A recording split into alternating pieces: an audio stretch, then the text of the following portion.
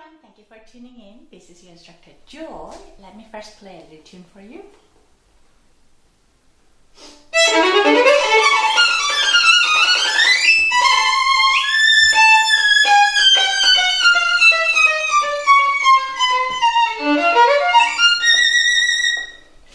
This is a little excerpt from a Wieniawski Caprice. A subscriber is working on some octaves, some octave relating scales, and had questions about it, how the finger pressure should be, especially when it comes to index finger. Thank you for your questions, and thank you all of you for your nice support questions and sending me donations, booking lessons with me, as well as volunteering. I truly appreciate.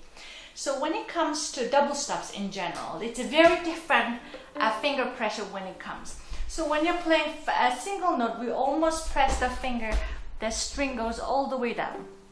But as you might know, whether it's third or sixth an octave, either finger octave with 1-3 or 1-4, the pressure gets much lighter of the fingertip. And also, your left hand position is much different. When you're playing, let's say, a G string, your arm gets slightly to the right to reach that one. And when you play D string, you move slightly to the left, so that you can be on the right string, right? However, we are playing double stops using both G and D string, and then you would place the left arm in between, not for G, not for D, but in between, so that you can reach that one, right? And but even though we are placing arm that way, we're doing a little compromises there. And you have to keep compromising when you play double stops. So we know when the finger is not pressed all the way down, it does not sound as good as the finger was placed all the way.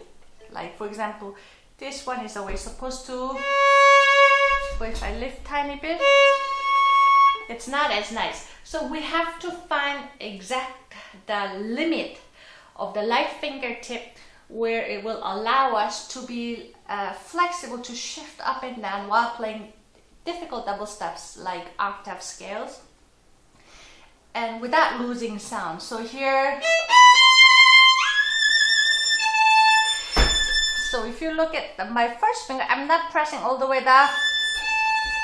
I'm keeping it very light.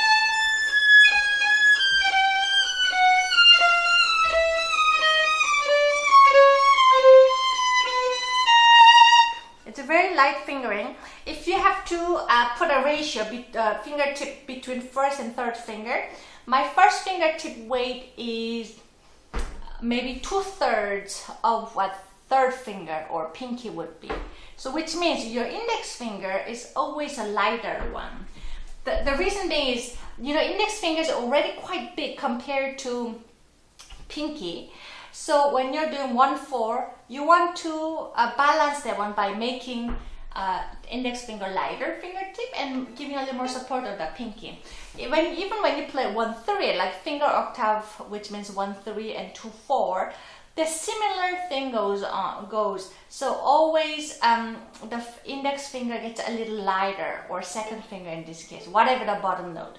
However, you want to play the bottom note a bit louder with your bow for the better pitch, better intonation. Yeah, such thing can be practiced simply by breaking it.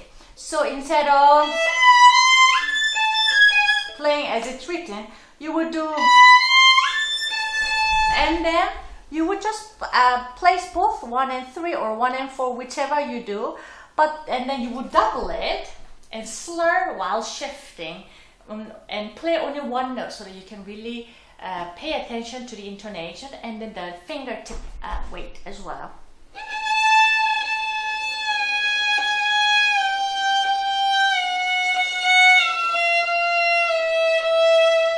Yeah, and then you would do the same thing. Then this time third finger.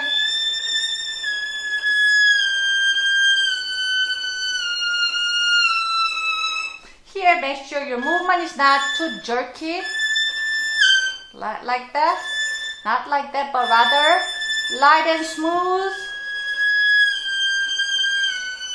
And then if you feel comfortable, then you would do as an octave. Sorry.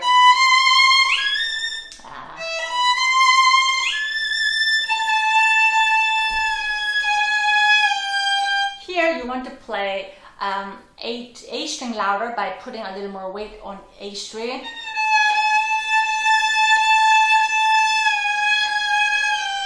Let me try again.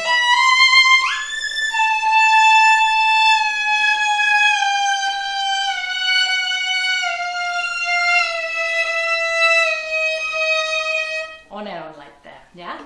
So, but when it comes to double stops, whether it's octaves, thirds, or sixths, whatever double stop you do, one has to be always very, very careful and make sure that you don't play overly loud, because when you play louder with your right arm, your left hand tend to press more and harder and get tense, which will make out of tune, yeah? I hope this video was helpful. Thank you for watching and hope to see you again. Bye-bye.